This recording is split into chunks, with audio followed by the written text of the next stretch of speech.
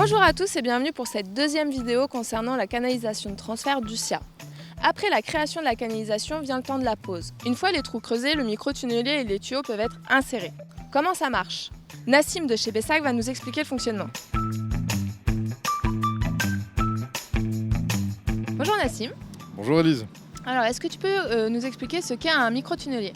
Donc un micro-tunnelier est une technique de creusement souterraine en sans tranchée qui démarre d'un puits qu'on aura creusé au préalable, un puits de départ, dans lequel on dispose la machine, le micro-tunnelier, qui va être poussé par des vérins disposés en fond de puits, au fond du puits creusé. Ces vérins poussent la machine qui avance dans le terrain et au fur et à mesure le creuse et charrie les déblais par un fluide qui les remonte jusqu'à la surface et qui permet de les traiter. Comment ça se passe de l'intérieur? Pour le découvrir, je vous propose de rejoindre Nassim sous terre. Dans le micro-tunnelier, on trouve dans un premier temps les conduites de marinage, donc c'est un terme technique qui désigne des conduites qui permettent d'emmener le fluide de l'eau à l'avant de la machine qui est en train de creuser. Cette eau se mélange au déblai qu'on est en train de creuser et on récupère cette eau chargée par une conduite retour qui aboutit en surface au niveau de notre unité de dessablage. On sépare les déblais creusés dans une fosse à déblais et on récupère l'eau ainsi traitée par notre conduite allée qui retourne à l'avant de la machine et tout ça en circuit fermé. Ensuite, on a un câble de puissance qui va servir tout simplement à alimenter le micro-tunnelier et des conduites de bentonite de lubrification. Donc concrètement, c'est de la boue, de l'argile liquide qu'on vient disposer à l'extérieur des tuyaux béton, du revêtement béton, et qui va permettre de lubrifier pendant le creusement toute la canalisation béton, qui va nous permettre de creuser sans le moindre effort, en tout cas en minimisant les efforts de poussée dans le puits.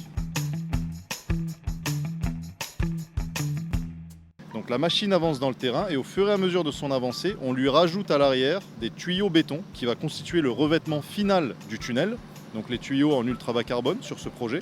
Et au fur et à mesure, on pousse l'intégralité du tunnel, donc les tuyaux composant le revêtement et la machine, vers l'avant par les vérins situés dans le fond du puits. La machine va guider le tunnel dans son intégralité grâce à des vérins qui va lui permettre de se diriger à gauche, à droite, en haut, en bas.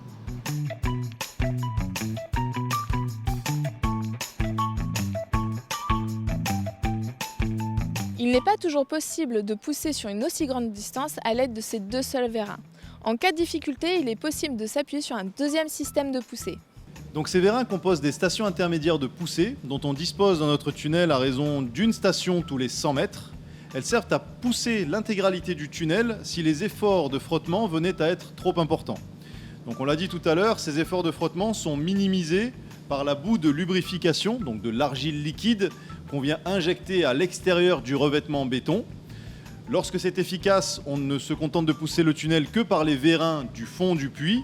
Mais lorsque ces efforts de frottement viennent à être trop importants, on utilise ces vérins intermédiaires pour pousser des tronçons de tunnel, un peu comme une chenille qui avance petit à petit en tractant tout son corps par morceaux. Merci Nassim pour tes explications.